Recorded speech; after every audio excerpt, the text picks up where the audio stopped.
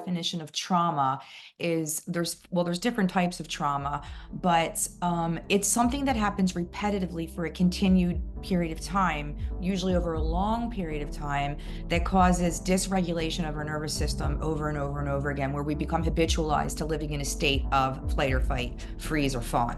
So that's the scientific definition, or the psychological definition, but woken up to collectively wanting to become the pure being that we were born as. And as we're waking up collectively, we recognize that there's some inherent patterning due to our conditioning, whether it's conscious or unconscious, that is stuck and that can get in the way of us fully lifting to the vibration of Christ consciousness. But the act of not resisting and surrendering to trusting the process that Christ consciousness is wanting something greater for you than maybe even you know that you want for you yet. That has given me the gift of knowing how I serve is in being reborn anew, worthy of the pure being that I am. I did not imagine that we were going to be talking about trauma and shame here, but here we are. The small self does not align to Christ consciousness. And that's the reason why, because it can't. It's too consumed with things that are not of Christ consciousness. But the beautiful part is that if you learn to meditate, or you learn to just be still, or you find yourself lost in sound bathing, for even just a moment, you find this new level of alignment within yourself. That is you aligning, despite all the stuff in the way. That is you aligning to your Christed consciousness. We are the divine collective fearlessness. We are the divine collective courageousness, acquiescing to the possibility of love in everything, everywhere, all at once. The thing that has my attention the most is for us to really claim our benevolence, and to know that we can communicate with otherworldly, sentient beings that have a higher level of consciousness than we do collectively, and want to provide us with information and a way to be in these challenging times, and a calling us forth into becoming our next, newest, most expanded level of being than we have yet to take on. Welcome to another Divine Love Ambassador podcast with your host, Mary Jo Halligan. And today I bring you another wonderful guest, a lady who I've been connecting with over our wonderful social media streams and online as well. And yeah, just really wanted to bring Laura on as a fellow visionary and consciousness creator and just lover of really authentic conversations and openness and creativity and the big work, as well as grounding it in on the human levels. And so that's what this conversation is about. And we're going to leave it pretty open to co-create. So welcome, Laura. And I would love you to share a little bit more about your background, just to give people a little bit more idea of, a little bit more about you. Okay, great. Thanks for having me. My name's Laura. I have been a certified professional coactive life coach for about 20 years. Right now, I specialize in spiritual growth and personal development. I've taught meditation and philosophy classes for years.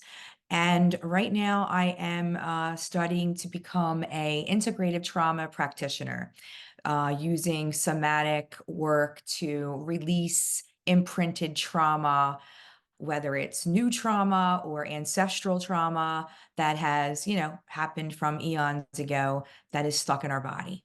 So I'm looking forward to that. I'm excited about learning something new, and I'm excited to be here with you today. Yay. Well, I mean, really amazing, everything that your background and what you're up to. And but yeah, really that the latest of this whole trauma imprint. Yeah, do you want to go into a little bit about what that actually means? Yeah, What a sure. little bit more, unpack that, because obviously Yeah. trauma is such a big topic now. It's a word that's been bounced around the place. And what does even the word trauma mean for you? What do you understand that to represent? What's going on the more human collective level of understanding, and what's actually going on the deeper energetics of Oh, that's consciousness? a good question. I want to start with the second part of that first. I think why it's such a popular word right now is we've woken up to collectively wanting to become the pure being that we were born as. And as we're waking up collectively, we recognize that there's some inherent patterning due to our conditioning, whether it's conscious or unconscious, that has uh, stuck and that can get in the way of us fully lifting to the vibration of Christ consciousness. And I feel like it's a download that has happened in the last couple of years. I believe that I know you believe this too, that information is downloaded. I also believe it's uploaded. I feel like I have all the downloads and now I'm just uploading stuff as it's presenting itself. But I feel like information comes in packets down through consciousness, and that those of us that have ears to hear or eyes to see or trust our intuitive knowing realize that, oh, this is the time for us as a collective to become more than we've ever become before, because the world is, I don't want to say requiring, I would more say requesting of us to become beyond how we've known ourselves. So that's the consciousness answer. The human level is, it doesn't feel very good to walk around with your neurological system on fire and not knowing why, or knowing why, but being attached to the story of what created it instead of going beyond the story and saying, okay, great, this happened to me, this set of experiences happened to me, and as a result, I have anxiety, or I can, worry a lot, and or live in terror for some people. That's all awesome, my story, but now what? So I need to get it out of me. And I think that as in a human component, for those people that are not necessarily fully awake and aware yet, I believe that they are being acclimated to living a higher level of consciousness through saying, you know what, I need to resolve this because I don't like the way it feels. So in essence, the end point is the same, but the original motivation might be coming from a place of, I need to fix this, versus I want to expand into pure being and set myself free. So the intentions might be different, but the end outcome is the same. That was a great question. Thank you for asking it. Yeah, beautiful. What an amazing answer. Thank you for the response. Amazing. And what it brings up is what you're really demonstrating there through the human level and the more conscious aware level is somebody who's done more of the inner work to bring themselves up to a certain level of awareness, to be able to recognize that this is happening for me and through me and it's a gift, and getting on board, rather than being at the level of consciousness that hasn't come into that awareness. And so it has to get so uncomfortable Yeah. to actually propel that person or compel that person to really start to seek out a resolution, whether that's, whether it's through a medical doctor, or whether it's through a therapist, or whether it's through whatever. And maybe bumping up against some walls of things not being the resolution compared to how they may have understood it, to keep opening up, to keep opening up. And that Yeah. journey may look pretty, it may look really intense, even to the extent of suffering, even to the extent, as you said, terror. Whereas somebody else's journey may just look very different, because there's more of a in sync, in flow, in rhythm with this greater expansion, and yes, to the greater collective of the consciousness that's calling one to expand and evolve. So it's so interesting how those journeys can appear very different, or can be experienced very differently as well. Yeah, I'm curious about that because, well, you just reminded me of like the real definition of trauma is there's different types of trauma, but it's something that happens repetitively for a continued period of time, usually over a long period of time, that causes dysregulation of our nervous system over and over and over again, where we become habitualized to definition of trauma is there's different types of trauma, but it's something that happens repetitively for a continued period of time, usually over a long period of time, that causes dysregulation of our nervous system over and over and over again, where we become habitualized to living in a state of flight or fight, freeze or fawn. So that's the like scientific definition, or the psychological definition, but living in a state of flight or fight, freeze or fawn. So that's the like scientific definition, or the psychological definition. But when you say that the experiences appear different, I think that's true for some people, those that are awake, or maybe for even those that aren't. I don't know about what it looks like for everyone, whether or not you're awake. I would assume, though, that if you are used to being in a more peaceful state of being, if you've already worked on being able to change your state and have an understanding that you are pure being that doesn't require a state change, that it might be easier. But I also want to give credence to the experience of, regardless of whether you're awake or not, that your experience of opening up or being broken open through trauma, surrendering, really being broken open to living greater than before, might still be quite treacherous for even people that are aware and awake. And it's like, not, I would like to hold the stance of seeing the beauty in the opening up, no matter what it looks like. And although now that I'm even answering, I'm thinking to myself, I'm sure that the resistance to what wants to be looked at could make it harder. So I think that's where the spiritual work could come in handy, because you become aware of the signal of resistance. When you resist something, it sticks around, it stays around, it gets stuck. You put it off to the side, but it comes knocking at your door a month later, a year later, the next day, that night, right? So yeah, that's a poignant point. We don't know what it looks like, no matter what level you are on in your awakening. But the act of not resisting and surrendering to trusting the process, that Christ consciousness is wanting something greater for you than maybe even you know that you want for you yet. I feel like when you go on a journey with Christ consciousness, sometimes you make decisions, but sometimes decisions are made for you, and then you just say yes to them. That's been my experience. Yeah. I mean, I mean, that's again, everybody's on their unique path with this, and nobody else can actually walk our path. As in the Buddhist tradition, it can light the path, and even the Christ consciousness. That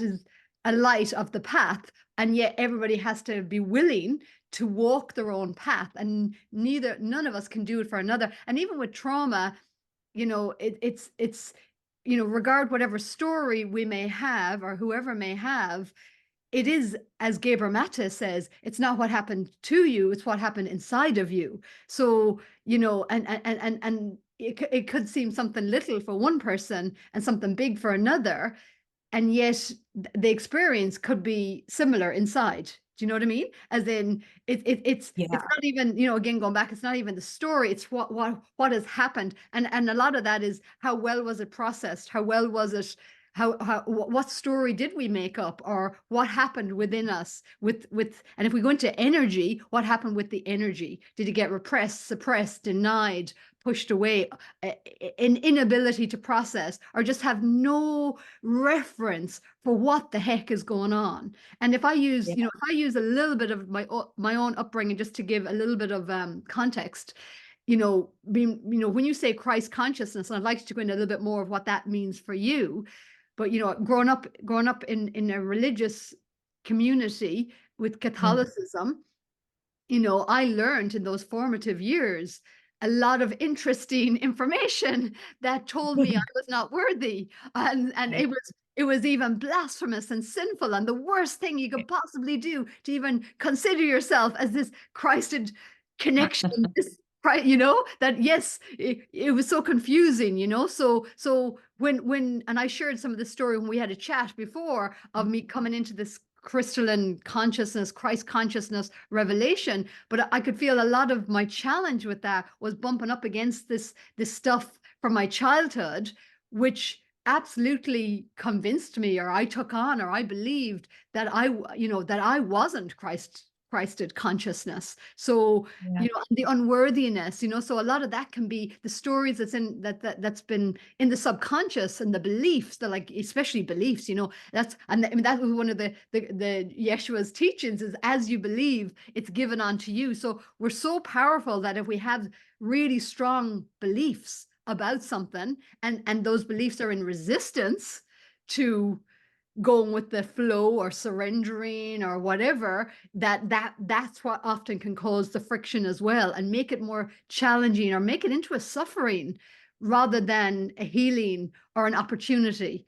So it's like those different levels to begin to surrender or open up. But often that's why things have to get so challenging, to allow for the surrender. And sometimes that can come about by sheer exhaustion. And I know in my own awakening journey, like I've many times I've come to, like, exhausting every other possibility into Yeah. an absolute surrender of going whatever, even to the extent of going, I don't care, and even facing death, and it is, I know it's like a death of the ego, or a dissolution, or the ego letting go of the grip of trying to work it all out and figure it all out, because it's not Yeah. really the job of the ego. It is we're awakening, surrendering into something greater, this beingness and this blossoming and this reconnection, a Yeah. re-remembrance of who we truly are.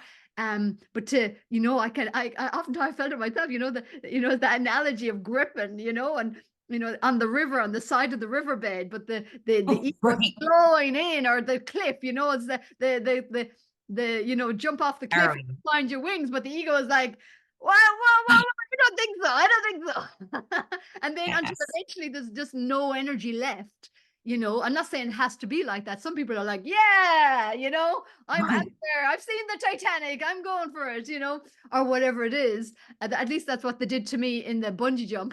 They really messed with my head with the Titanic. They're like, put me back, put me out, put me.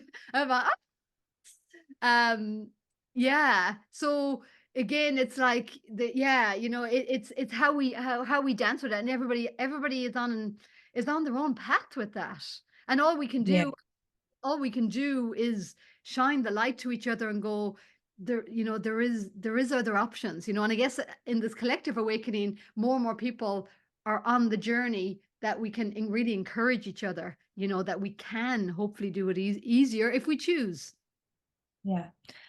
That was a lot of information there, and I totally get it as also being raised in the Catholic institution. I am not worthy to receive you, but only say the words and I shall be healed. I remember having an issue with that statement at 5, 6, 7 years old. And I remember asking my dad one day, why am I unworthy? What did I do to be unworthy?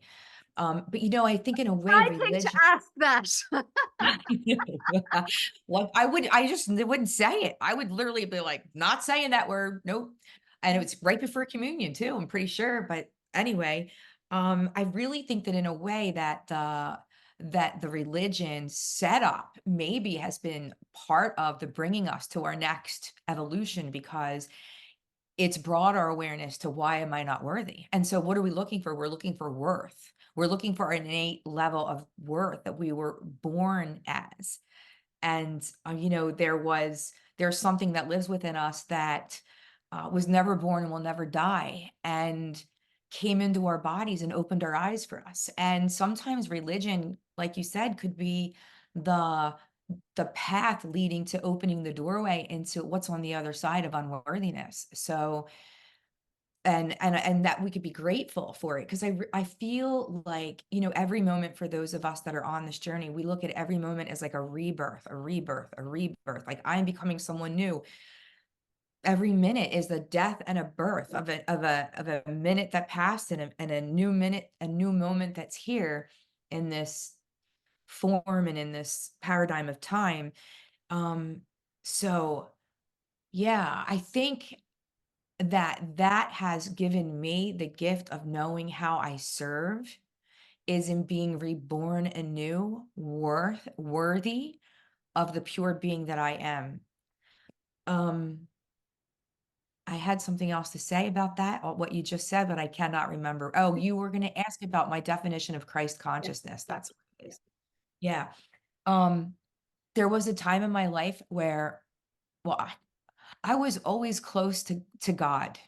Since I was 2, I have had conversations with God almost nightly. And I probably stemmed from a place of not having enough attention when I was a little girl. As I'm in this integrative trauma practitioner training, I'm becoming aware of that. And it's okay because that relationship that I created with Source has carried me through the times of unresolvability when I literally didn't know where else to turn. And I fell on my knees and said, take my life from me, take it. And that not meaning that I wanted to die, but part of me did. Part of me wanted a part of me to go away. The part of me that was not authentic, the part of me that was too afraid to state what was true for me in a family of which I was never allowed to express any emotions that were real for me, right? And it came to a breaking point. But so the word God never really had a negative connotation to me because I've had a relationship with it my whole life.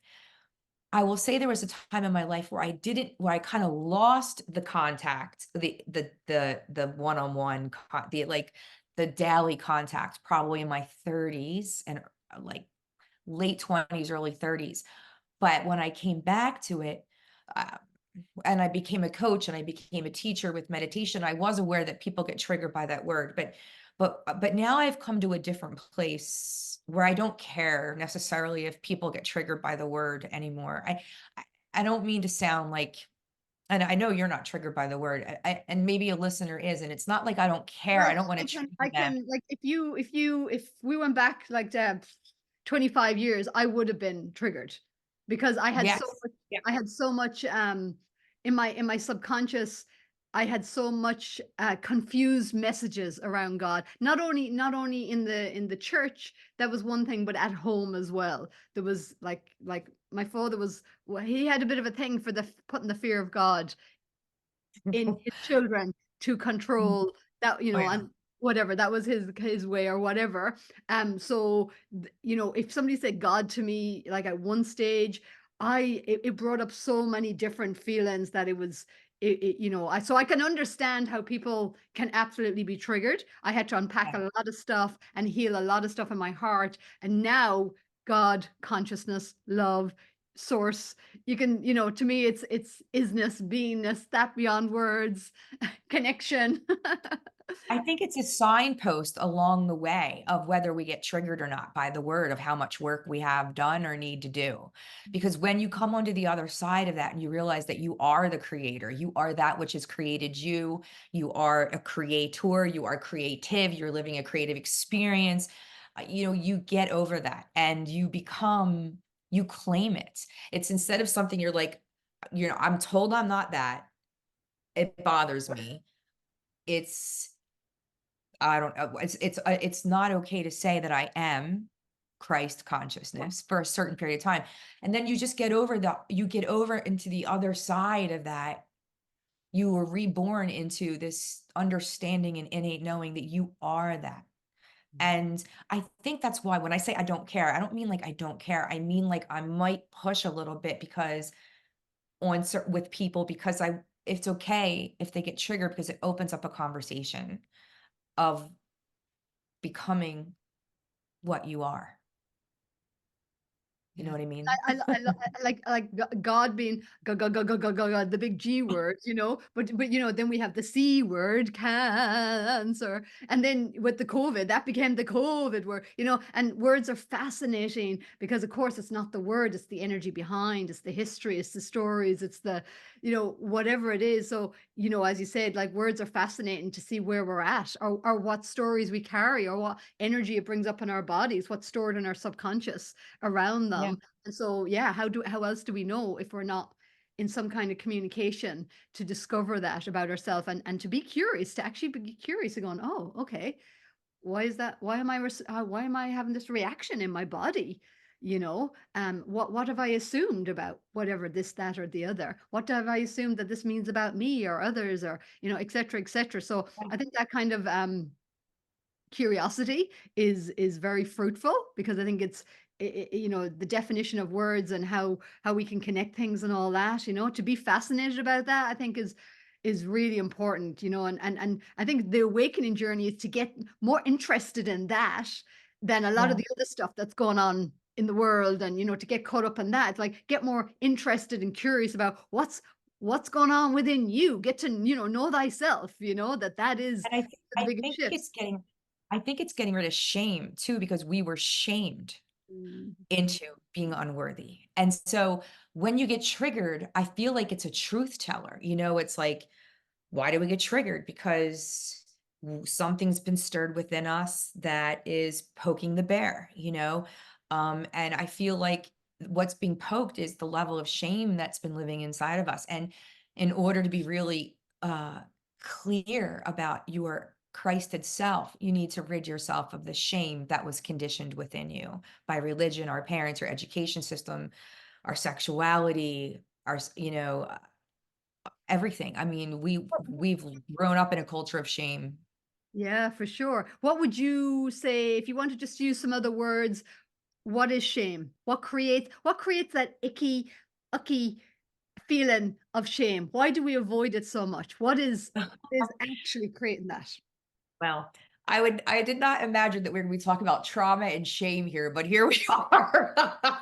I think Brene Brown says in her Heart Atlas book, or Atlas of the Heart book, I don't remember the exact definition. I know it's on the same page as humiliation. Shame is a feeling or a belief that creates a feeling that stems from you've done something. People tell you that you've done something wrong and you believe them. You take it on. It's not like you you don't believe it. I believe that shame is you believe it to be true. And so shame gets stuck in us and festers and creates diseases or personalities, you know, of perfectionism or um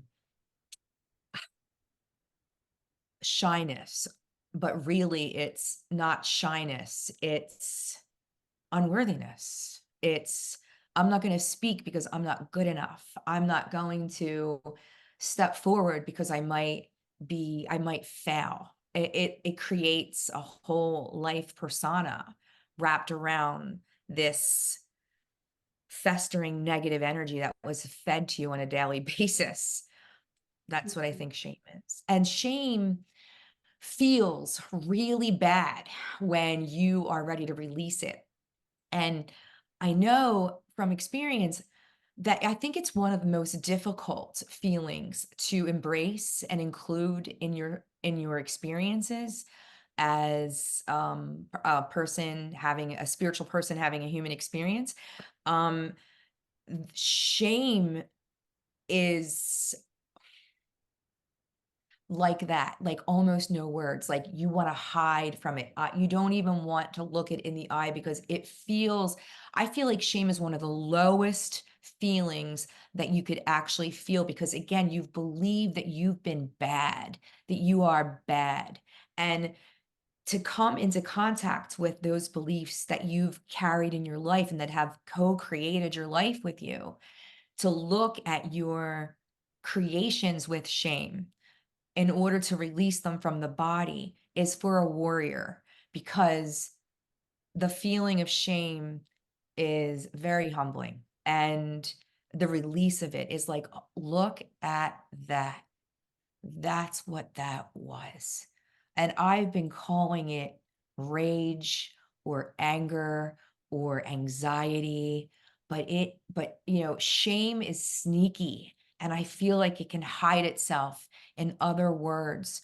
But every feeling has a different feeling, and when you've tapped into shame because it's ugly.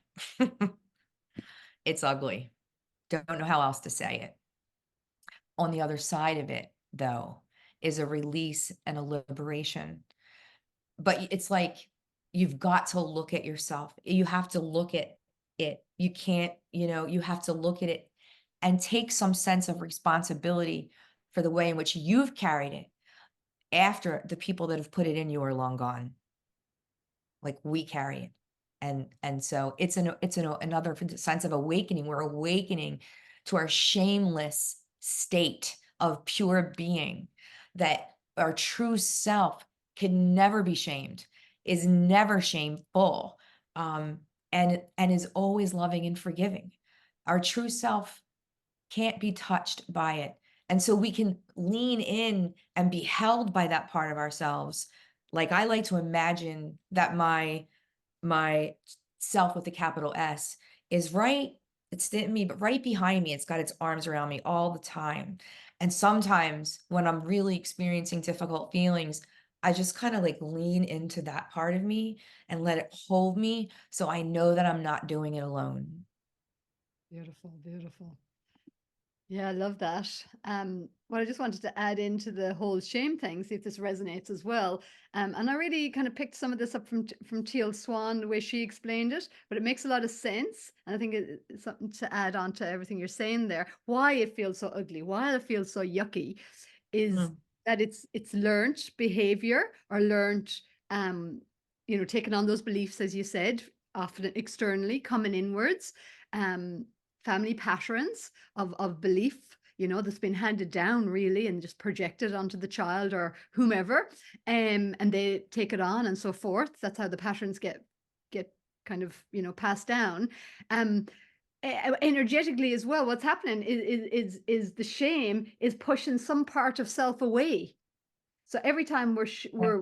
we're the shame is, and if the part that's rejected, it begins to fester and feel like it's ugly, or it's even monstrous, because it's Mm. been pushed away. It's not, I say, it's not been welcome to the party of humanity, or the party of beingness, or the party of Mm. expression. And so that builds and builds and builds, and then so that shame bucket, so to speak, can become bigger and bigger and bigger, depending on how much, and how long that goes on for. um and then the release of the release of the shame, every time.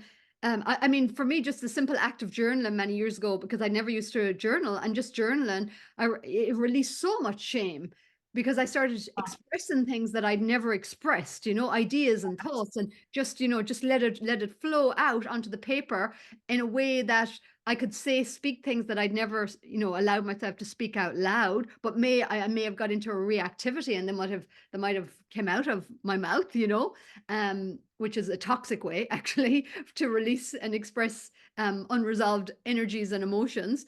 But yeah, what I found very quickly is that all of a sudden, these things that held so much shame and so much embarrassment, and oh my God, I wouldn't want anybody reading my words, very, very quickly that shifted. That, oh, all those things that used to feel so shameful, and those ideas about myself, they don't feel true anymore. They don't hold the shame Yes. anymore. And so, That's great.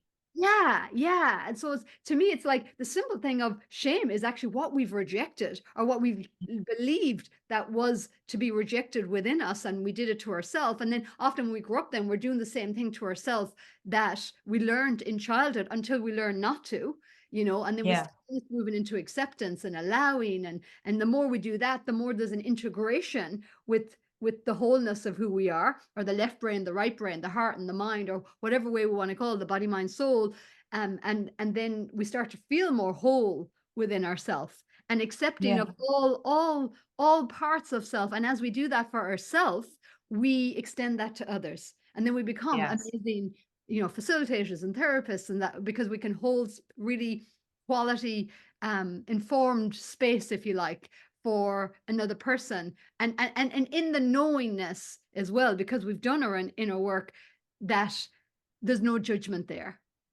Yeah. I love what you're pointing to there because when I read this book recently and it said the small self does not align to Christ consciousness. And that's the reason why, because it can't. It's too consumed with things that are not of Christ consciousness. So low level vibrational emotions keep us from the truth of what we are, keep us from vibrating from a higher level of consciousness, keep us from speaking words of beauty, keep us from seeing the world in a certain way, keep us from hearing the things that people are actually saying from us, keep us from our Christed consciousness. So but the beautiful part is that if you learn to meditate or you learn to just be still or you find yourself lost in sound bathing, for even just a moment, you find this new level of alignment within yourself. That is you aligning despite all the stuff in the way. That is you aligning to your Christed consciousness, to your source creator, to the true nature of your pure being. And when people have those experiences initially, they go, what was that? And it's awesome because it's a marker for a new way. It's a marker for a new feeling. And it's a paradigm shift. We're in this paradigm shift of changing our words, changing our conditioning, changing the way we raise our children, changing the way we hold on to things, releasing emotions quicker and easier and younger, more experience for everybody to not hold on to things. But that small self, as long as it's surrounded by all this stuff, it can't align. But when you have those special moments of alignment, then it opens the door to staying into that alignment for longer and longer periods of time. One of the things I was thinking about earlier today and yesterday was, we were born in alignment. We're going to die in alignment. What do we want to create in between those two places? Who are we becoming, and who have we become? How are we holding alignment in between our birth and our death? Once we have a taste of this new way of feeling, we have a choice to make. We can live every moment of this earthly time construct in alignment, or we can think that it's too hard to get to, or I can't do it, So I just think I feel like I'm rambling right now. I just feel like it's our birthright and alignment is waiting us to claim it. That's what I'm trying to say. Yeah. Sure.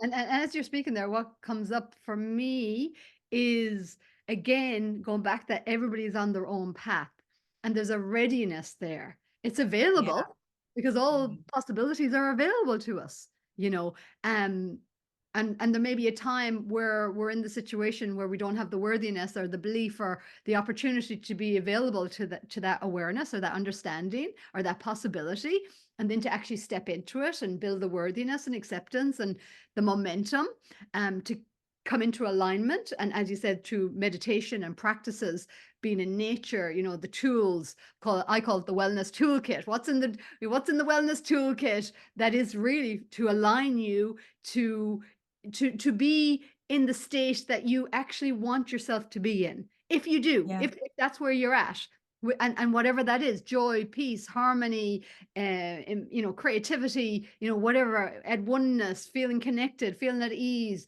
Even, I love how you said, like, just like leaning back in, to that greater part, to go, yeah, but even that's an art to really, Mhm. or a level of maturity of soul, I want to say it, or experience, or whatever, or even maybe, again, knocking your head on the wall a few times and going, all right, that obviously doesn't work, so I may as well just surrender and take Yeah. a breath I'm gonna and start ducking these bricks. yeah, yeah, yeah, I'm yeah, gonna yeah. start ducking them. Yeah. Yeah. I've had enough of that, Yeah. And so that contrast of experience as well was coming up when you were speaking, knowing Yes. what we're not, which you could say we learn through the shame, and how, the experience of that but also, you know, the beauty is the release of the resistance, or the release of the rejection, or the release of the denials. And as we release that, and we feel the completion or balance or wholeness or oneness, connection, you know, there's so much juiciness that is in that, in Yeah. revelation, in participation, in a deep knowingness on such a Mm. deep level, within the beingness, that I Yeah. feel, you know, there is that place of absolutely wanting to shift this paradigm into absolutely what you're saying. Like, yes, we can actually get into alignment so much more quicker, and we can navigate, you know, so much more gracefully, which I'm totally on board with at this point. And I feel like, you know, as a humanity is like, yeah, let's get up to speed with this. And we can ride these, you know, seemingly treacherous waters, but we can do it in style. You know, we do Yeah, have the I boats, like we do have the sails, we do have the that. technology, we do, if we just can Yeah. relax enough into it, and put our hands down and connect with the elements and go, we're in this together. We're It's right. like, to sail in the ocean free and liberated in the wind, in the vast spaciousness of the infinite water on the earth. It's like, how do we not get entangled in the past? How do we not get entangled in the chaos that's happening today? When we turn on the news or we turn on the TV or read an article that can entangle us into anger or entangle us back into um, being disgusted or offended or surprised or in shock of what's actually happening or what looks like it's happening on this planet. And on the flip side of, we were talking about shame and how hard it is to not deal with the things that we can't see until we finally look at it. The same goes true for the way the world is right now. And I feel like that one of the things that wants to happen for us right now is to see that God is in all things, in all life forms, and in all moments of time. And the only way for us to do that is to not get entangled, to be beyond our past, to be beyond the known, to be beyond what we think is happening, and instead to be able to see what's trying to happen despite what it looks like, to see beyond how it is appearing, to see beyond how we are perceiving it. And the only answer I know for that is to become that which I want to see, to be the change within myself that I want to see in the world, to be the words and the language of love that I want to hear coming from us collectively, to become the peace that I want to see in the world. And sometimes when I struggle to get there, because sometimes I do, I step out of my attunement or my alignment and I take a step like back and go, oh, but I don't like the way this looks. I do this book club with a bunch of my friends. We call ourselves the Gita Goddesses, and I ask them to help me with this concept, and we together came up with this beautiful sentence: when we all step out of alignment and step out of a higher song, a higher attunement to the divine. And we decided that, I'm going to read it because we came up with it. It says, we are the divine collective fearlessness, we are the divine collective courageousness, we are the divine collective fearlessness, we are the divine collective courageousness, acquiescing to the possibility of love in everything, everywhere, all at once. To the possibility of love in everything, everywhere, all at once. And that sentence saves me, because I know one of the things that happened to me recently is I can't not see God in all things. And that feels like a gulp, because we were talking earlier in the conversation about not saying the word God, or not saying the word I am Christ, I am the creator, but to now look out on the war and the hostages and all the ugly stuff, the natural disasters that are going on, and say, I see God there too. I see God in all things. It's so easy for us to see God in the things that are easy and beautiful and sacred, but God is in every moment.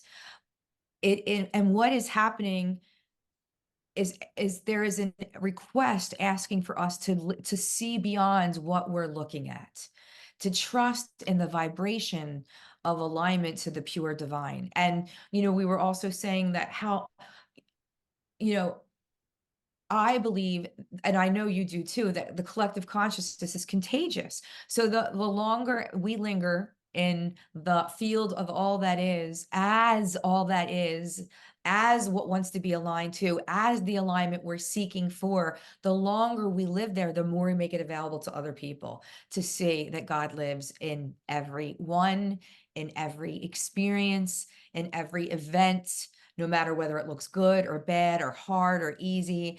um, and what would it be like together to collectively choose to perceive what we want to see happen versus what is happening, and how we can see beyond what TV is showing us, to see that God is in the little girl that was taken, that God is in the taker of the hostage, that everyone has worth and value regardless of whether they know it or they've forgotten it or they got lost to the other side. Um, and that's not necessarily easy to say out loud. And I'm not saying that we pretend that there aren't bad people or there aren't bad things or evil doesn't exist in the world, because I do believe that it does.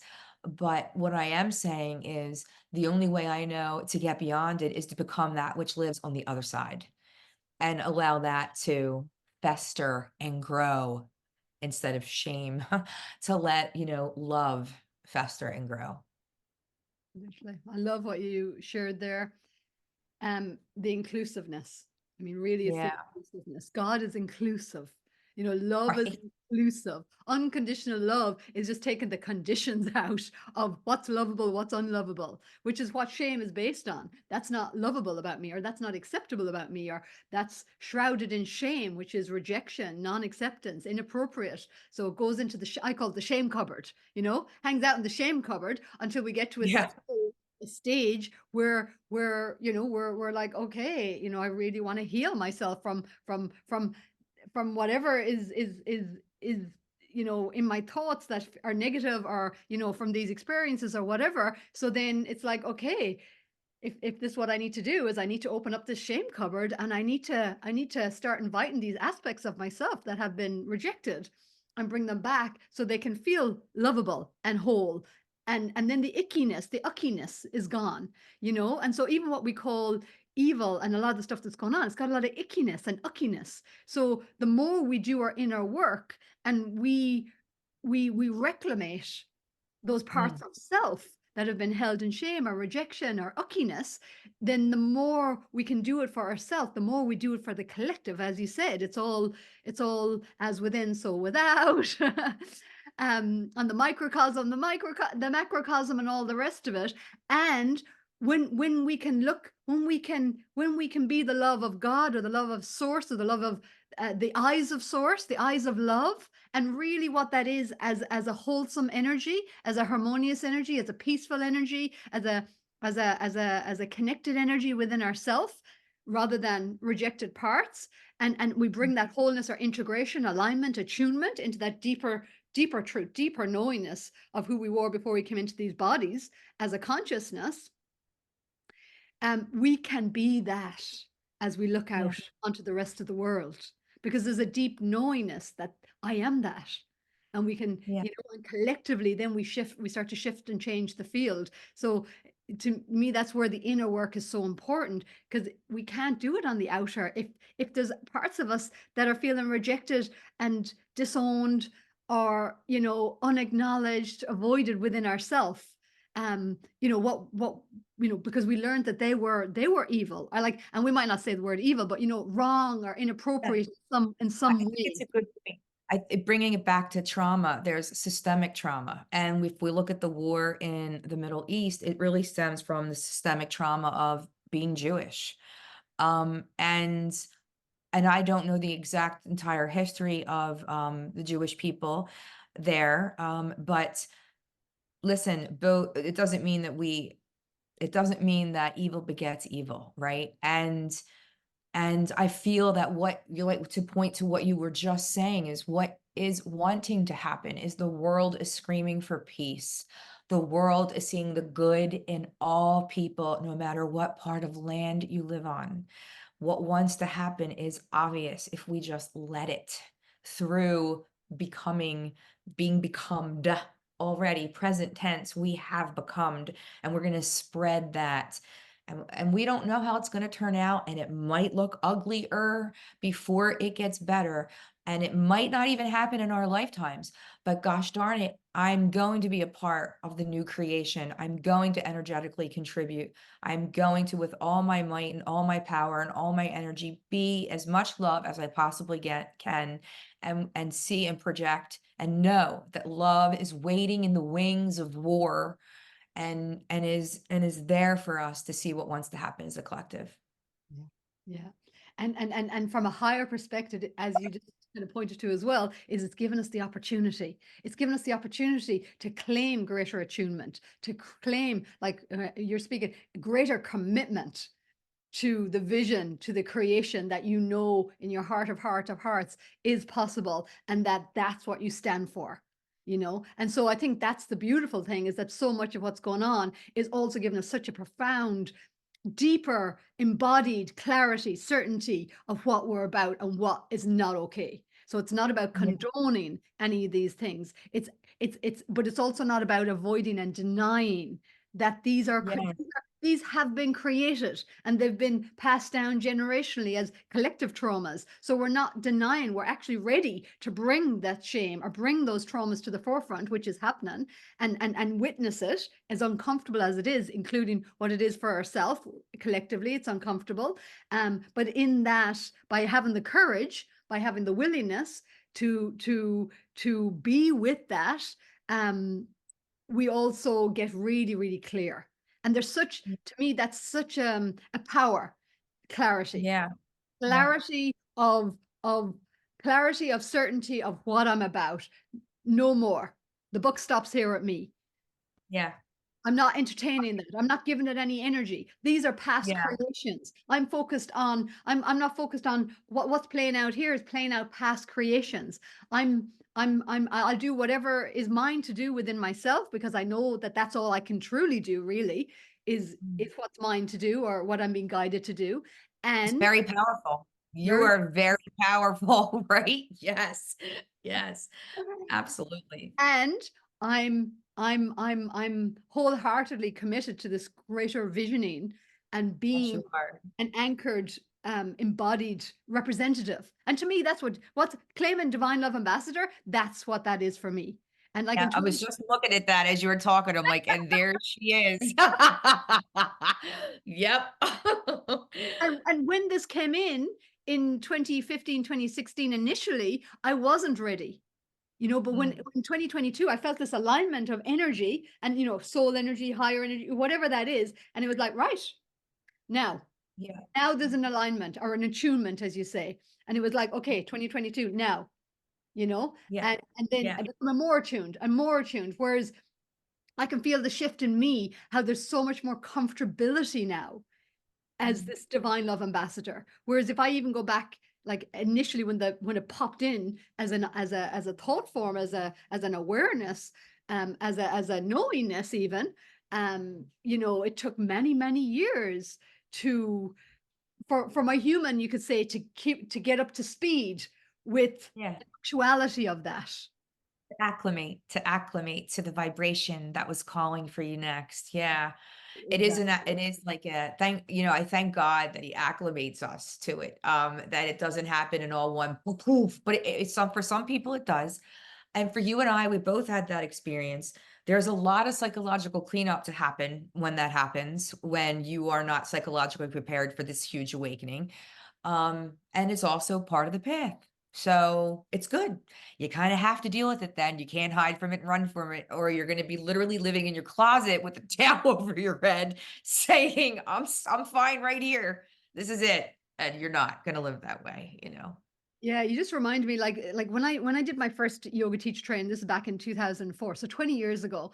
I didn't really understand so much back then. I just was practicing. It was my first teacher, learn to be teacher training, 200-hour in India. But one of the things that they were pointing out back then, which makes so much more sense now that I have much more awareness of energy and really what's happening energetically in the body, but they really gave a lot of what's the word I'm looking for? Caution about the breathing techniques Yes. because of what they could unlock. And just as you're Yes. saying, because of the psychological side effects of that, if the being is not prepared to have these energies moving through psychologically, then it can actually tip somebody, over Oh, to yeah. be very out of balance. So, Yes. so again, this is why getting up to speed with becoming more self-aware and I feel like so many of us, that's why we're being guided to share so openly as well and to do what we're doing so that there's a reference and there is a support and there is guidance rather than Yeah.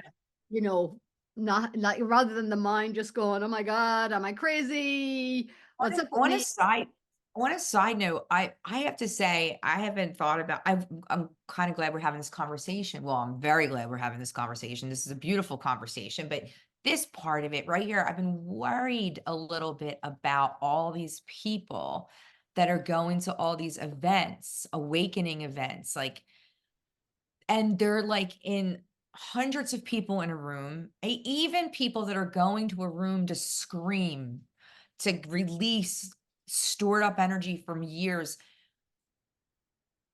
You better have really good therapists right there in the room because some people could go off the edge in that space, just as if people are also going to all of these collective events for awakening with the, like what you just said, like, I don't know about pushing it. Like, I don't know what it is about people wanting to push the path at a pace that isn't presenting itself in the now. You're forcing something that's waiting for you to be ready enough to provide it to you when the timing is right, like divine timing. And I'm curious about what the consequences of that are going to be. What are your thoughts about that? Yeah, yeah. I mean, I've, maybe years ago, maybe you did have to kind of nearly really move towards it. You know what I mean? To break out of the limitations. Like for example, I had to be in an office job where I wasn't happy, but I grew up watching a lot of suffering or struggle or pain or heartache or unwellness in my family to give me the momentum or the courage to not just continue on that path and really take like what felt, what appeared to be very spontaneous and just look up, okay, yoga teacher train, get on a plane, go to India, because I knew I had to do something different to break the Yeah. pattern, of where, and I knew it Yeah. could only get worse. I had to do something. I had to do something. So there was a courage there that it took. However, because the energy, there's so much energy coming, as you say, downloads, uploads, like exactly, I'm the same. You do not need to chase it these days. All that's required is surrender and Yeah. be very discerning, being very, very discerning. And my sense, a little bit of what you were talking about there, is it can be where the ego is trying to do it. Yes, that's Not about very well said. That's exactly it. not Yes. about the ego doing it. It's actually about the ego surrendering to it. Right. Amen. Yeah, Yes. and then following the guidance, surrendering to a deeper place of listening within Yeah. oneself and being guided, or even just putting one's hands up and going, okay, show me. Yeah, I'll share this I one think little story and then I get back to there was a lady I met in Bali, and I think this just really is a great example. But she shared with me she had no religious upbringing. She was kind of an atheist, and she her life just went down the toilet. I won't go into the whole story, but basically she found herself from a very well-to-do, materialistically cared for in Hong Kong to all of a sudden being locked out of her house, not allowed to see her dogs, you know, just this very kind of abrupt kind of experience that she had, all of a sudden being on friends' couches and having no money and or very limited funds. Very humbling experience, to where she was literally on the floor in the toilet, like on her Mm. knees. And that's what it Wow. took for her to eventually go, okay, I don't believe in you, but if you're there, you know, I'm ready. Guide me, Yeah. help me, you know. And so sometimes that's what it can take, but it's a surrender Yeah. ultimately. And now she's like a past life regressionist and soul readings, and, you know, she does all this stuff. But it took so much to get her, for the ego part, to surrender to something greater and to allow oneself to be guided. Mhm. Agreed. So I think it's important to have discernment for people trying to make a buck off of the collective training of something that has its own path for you and knows when you're ready versus and like you knew you were ready and she knew she was ready and I knew I was ready. But to sign up for something for a weekend retreat because it's trendy slightly terrifies me. They're going to need a lot of psychological backup. I think that it could open them up for a whole level of trauma that they're not prepared for because everything they never looked at is going to start coming to the surface for them to see. And it's like in every book, you know, it's in every book. If you have a spontaneous awakening, it's not necessarily an easy ride, but if you do it, like you said, from ego, not from the ego surrendering to it, it's probably a completely different experience. It'll be I'm interested to see what happens as a result of that. And yeah, on that note, I would say that the only other thing I think I could maybe add to this part of the conversation here is once awakened, like you said, there are special powers and gifts that happen. And I'm not saying I'm enlightened. I'm not saying that. I am saying I'm awake. And I have moments of pure enlightenment. And then I have moments of being human and moments of being awake. But with the work comes talents and gifts of being able to see the unseeable, express the unexpressible, hear tones of God's song that you've never heard before, for other people and for the collective. And um, it's definitely an absolute beautiful ride. And I find myself teetering now on the space between silence and talking about it. Like, I had my own podcast for a year and a half. I stopped about 8, 9 months ago. And I think about it and maybe we'll go back to it. But right now I feel like I'm in this, and you kind of pushed me a little bit because I was like, I don't want to talk about this, maybe that. Um, and then I was like, no, no, this is going to be great. How could I love talking to awake, high consciousness people, high vibrational people? It's always such a great conversation. What could go wrong? Nothing. But then there's this other place that's calling me, and it's this place of stillness and quiet. And I'm paying attention to it and I'm noticing it. And so as I've enjoyed this and maybe I'll do more again in the future with my physical being, but there's also this like another level that's arriving here knocking at my door saying, there's nothing you have to do or say. It's just being the vibration of. And it's also very important to get the word out there because if you have one person that hears one sentence that they've never heard before, that's, boop, on their path. And it's just a step in their own acclimation to being aligned to something greater.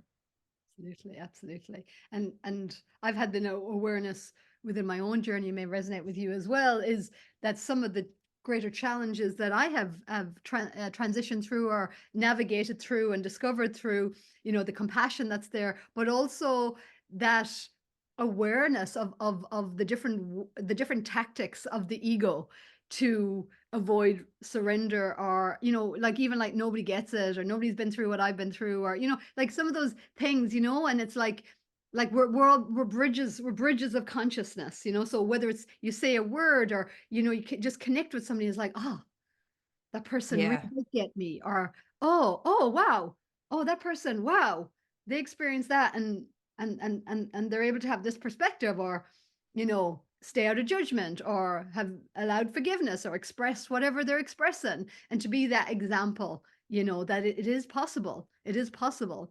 So I love how in this conversation we have incorporated the depths of trauma, the depths of what can be really challenging as these energies look for resolution, or the shame looks for resolution, or what's been unresolved. And this idea of how we can ride the waves on the boat, and we can start to bring our hands up to heaven and allow that Yeah. Christ consciousness, Yeah. and to lean back into it, and to lean Yeah. into the stillness, and that guiding force within us, to guide the journey. Because the truth is, yes, we are part of this creational mix, each one of us, and we're here for the ride. We're here for the experience, and Yeah. we don't really know how it's going to go, because Right. that's why it's an adventure. I'll take a boat ride with you anytime, Mary Jo. For sure. So as Thank we you. kind of, thank you so much, Laura. I've loved this conversation as well. It's just been, I just feel like we've incorporated so much, a nice wide bandwidth of consciousness. Yes. So if there's two last things, I think, to wrap up.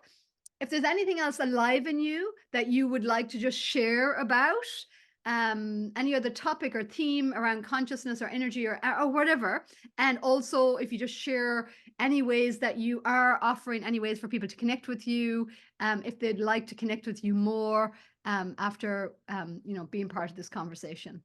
Yeah, sure. Um, I so what has been occurring for me now, as I've had 53 years of aligning, um, some having no idea what I was doing, like when I was little, and now having total awareness of what I'm doing. I do have a direct access of communication to the divine. And I was writing about it and talking about it collectively, but I decided to go a little farther. It's the opposite. It's like, instead of collective, I'm focusing on the individual, just an individualized aspect of the collective, of the divine. And I give people divine messages. So they get to ask higher consciousness a question, and then I go and ask for them, and I provide them with whatever was said for them. And so if anybody would like um, an individualized Q&A with higher consciousness, I would be more than happy to be able to communicate the answer to you. I've had some decent success. I mean, like, kind of nailing it with what people's questions are. Like, what consciousness is saying is exactly what the person needs to hear at the present time. So I'm slightly taken back and surprised at this new experience for me, and I am surrendering to it and leaning into it and saying yes to it, because it's here, and I don't want to deny that either. So that would, and so people can contact me with at an email, laura@laurashoosmith.com, if they would like a reading. And So is and that I think, that's on video, like a Zoom link or something? It's not just on questions on email, or it can be either. yeah, no, it's either in person on the phone or on Zoom. So anyway, yeah, either way. Yes. I'm in Chicago, so it's mostly going to be on Zoom or on the phone. I don't know, but if anybody in Chicago is listening right now, my address is no. um and I the other topic that's really got my attention, I started to write a book about a year and a half ago. I was halfway done, and then I have experiences with benevolent beings who have communicated to me often in my dreams or in non-dream and waking states, and came up with a completely different name and changed the entire vibration of the book. So I'm looking at possibly going back to that. But the point of that is the thing that has my attention the most is for us to really claim our benevolence, Mm. and to know that we can communicate with otherworldly sentient beings that have a higher level of consciousness than we do collectively, and want to provide us with information and a way to be in these challenging times, and a calling us forth into becoming our next, newest, most expanded level of being than we have yet to take on. And I'm excited to look forward to that unfold collectively. And I'm excited to say that I'm a part of that. So that topic I love. Beautiful, beautiful. I don't know if you've seen one of my posts, or I've been sharing it a little bit more lately, that in 2022 got that alignment, 2022 Divine Love Ambassador, 2025 Galactic Ambassador.